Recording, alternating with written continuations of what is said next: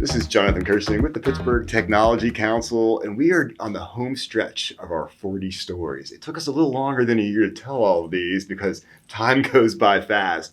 When I say time goes by fast, I think about how long I've been at the Tech Council, which has been over almost 28 years, which is crazy. Wow.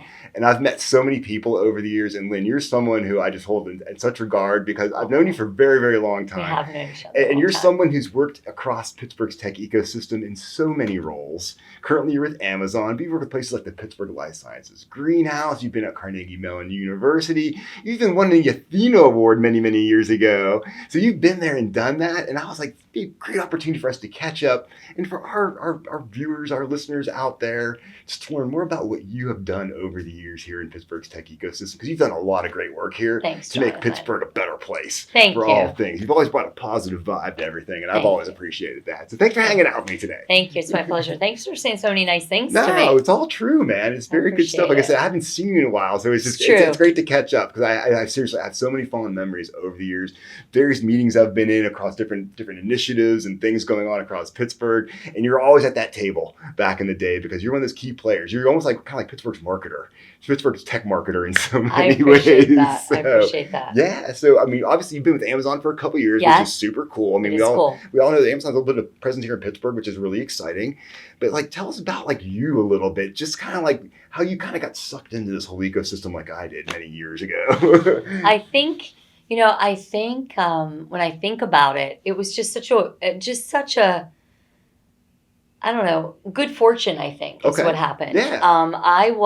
When I first got out of college, I was aspiring to teach high school marketing. All right. And I couldn't find a full-time job. So I was doing that half a day. And I became the director of public relations at the Children's Museum at the same time. Interesting start. I like that. Okay. So I would teach high school marketing from 7 until 11 every day. Oh my goodness. And then I would go to the Children's Museum, young, agile, nonprofit. So they let me work 11 to 7. Perfect. And so I did that for 5 years. I Oh my worked both of goodness. those jobs. Man. And at the same time started working in the press box at the home games of the for the Steelers season. And rumor has it you still do that. Yes, they haven't been like, time to go. They haven't said I that love yet. that. 29 years. They'll never tell you to Yeah. go. 29 years I've been helping in the press box during home games. Yeah. So I think why I say all of that is I think just being in the nonprofit world in Pittsburgh, Mhm. being at the Children's Museum where there was a beautifully dedicated board of directors from all walks of all life, facets were all kinda coming in there, facets, yeah. right? Just the relationships that I was building at that time just got me to this point where I went to work for the Society of Automotive Engineers for a while, and that really pivoted me to tech. Gotcha. Because I was there working on, I think it was 37 tech conferences across the world. Back up 37 tech conferences. Yes. That's like one It was every a week lot. almost. It was a lot. We were always on the road.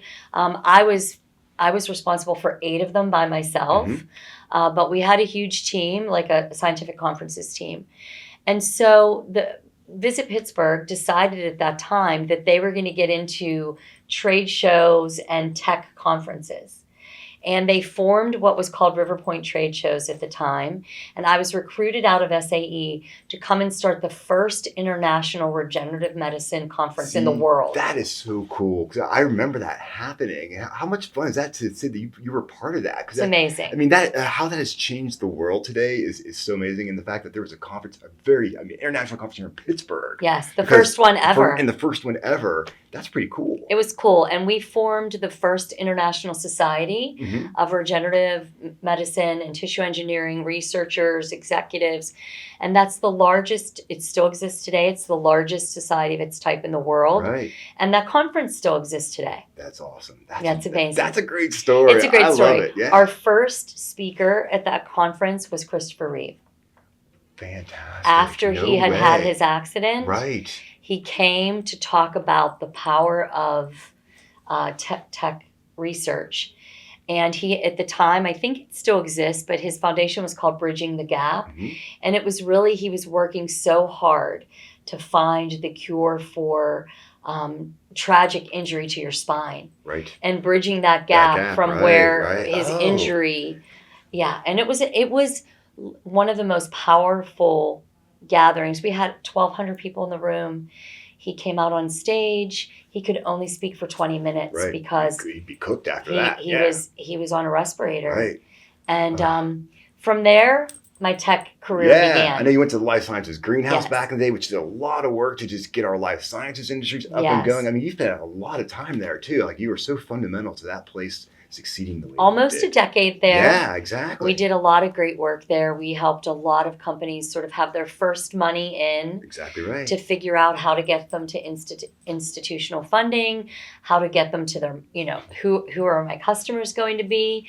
I think when I left there, I had helped with brand and positioning and investor relations with about 400 companies. That many. Oh my goodness. Yes. You got some I numbers. mean, I'm starting to Lynn. I feel like tired this. and old just talking about I'm having all a hard of it. time keeping up here. Like, this is impressive stuff. I'm exhausted, Yeah. clearly. But I think one of the coolest parts, I remember when you were at Carnegie Mellon University doing stuff with the disruptive health technologies. Is that I'm trying That's to right. Yeah. Disruptive Health Technology Institute. Yes. That was really cool. I mean, was that cool. was taking all these skills you had and then taking it to that level. Yes. Where that really put Pittsburgh on the map. When the idea that you have leading edge tech from Carnegie Mellon coming into all the healthcare we have here in Pittsburgh, bringing those two together and just disrupting things, for lack of a better term, Yes. as they say. But the Yes. idea that you're finding new solutions that just couldn't be found any other way. I think it was an amazing moment in time because, to your point, a lot of healthcare innovation really is bred out of universities that have medical schools, right? Totally. Because there's just this, it essentially is the food chain, right? Right. So, but I think what I loved about it, and I used to always say, we weren't feeding our own monster at CMU, right? It was really this beautiful agnostic Switzerland-esque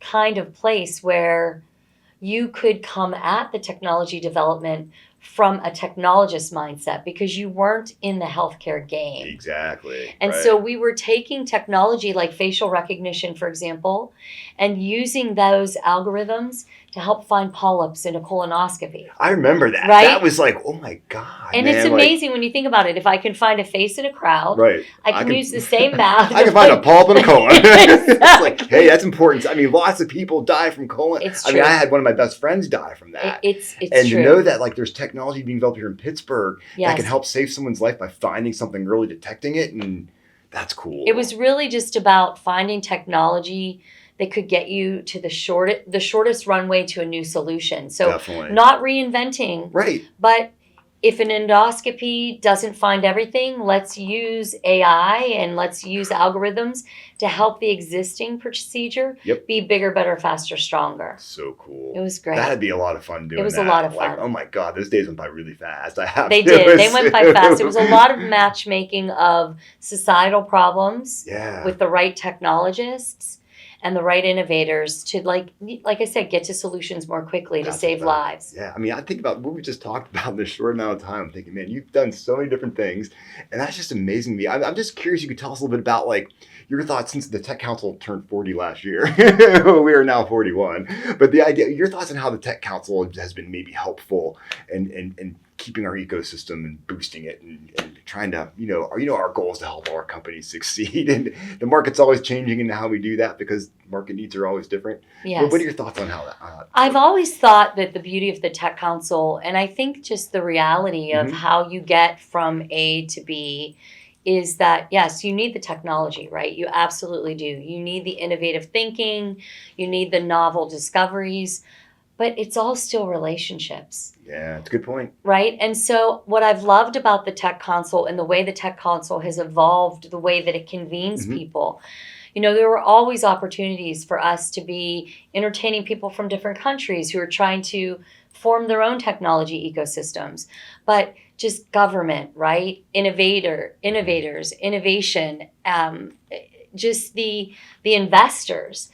I think the Technology Council has done such a wonderful job of making sure that we all know each other. Thank you. Yeah. That we all have a seat at the table to try to figure out how to create wealth for this region. Definitely. And how to leverage all of this prowess both all of our legacy prowess that's around managerial talent, but then all of this new innovative thinking, exactly. Yeah, right? Yeah, I like it. How do we all show up at the same place so that we're connecting the dots and figuring out how to, get it all off the bench and into people's lives? And I think the Technology Council has been, I don't know, I would say the keeper of the knowledge. Like, you can speak to what's going on at CMU. You can speak to what's going on at the Life Sciences Greenhouse or at Innovation Works. But you also you have a lens on who else is out there that needs to know what's going on in Pittsburgh. Connect them all together. And so I think you're the great convener. Oh, I think you're the great thank convener. You. I'll steal that. That's you can awesome. have it. You can have it. And before I let you go, I mean, how do you think the future of Pittsburgh's tech scene looks to you? I know I have my ideas. I'd love to know what you're thinking.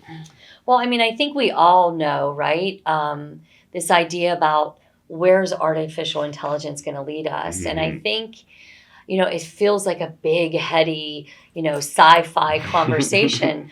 But really, it's really built on the shoulders and built on the platforms around data mining and data analytics and algorithms and all of the things that we really have.